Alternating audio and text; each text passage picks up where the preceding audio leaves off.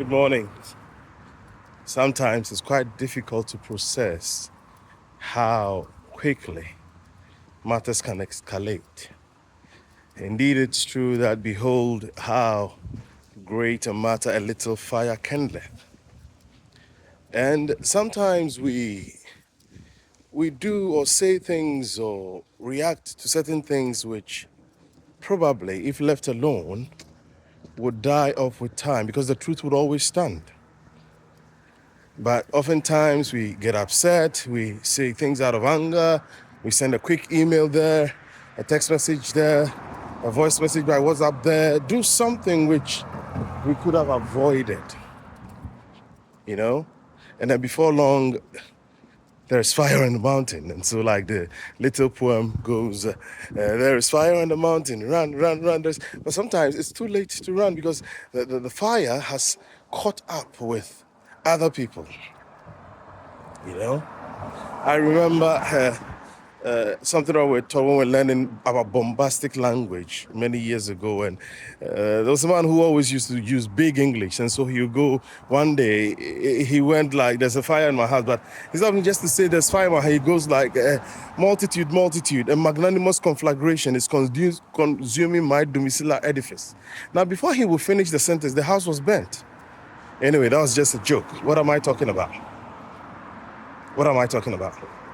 We ought to be quite careful, I believe, about our reactions and our comments and our inference to certain things that we think we see or we know or may have observed. Because sometimes we use our human filters too much and we read meanings into things, and we tend to allow things or gestures that we think about or to inform us wrongly. And so we probably may point a finger at someone or may make a judgment call based on small perception. I wouldn't even call it evidence, small perceptions. And because of that, before long, you have created a fire. And there's one thing I know: when fire burns, it destroys.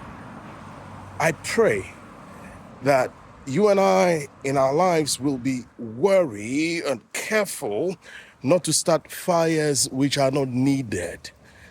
We don't have to make ourselves self-appointed firemen over other people's business. Actually, I think it's very wrong for anyone to poke their nose into someone's personal business if it has no connection with him or her, and including pastors, including preachers and those in authority who sort of lord it over their members as if they own them and they want to be able to dictate their lives and what they do. It's wrong. It's an error.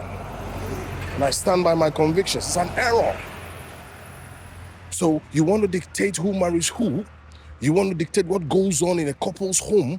You want to be able to dictate even how their children go to school or whatever because you claim to be their pastor or you be their shepherd or something like that. It is out of order. It's wrong. Watch the fires that you start, because before long, you may have created a magnanimous conflagration which might consume many edifices. May the Lord bless you. May the Lord keep you. It's always peace and shalom. And may God be with you now and forever. Bye-bye.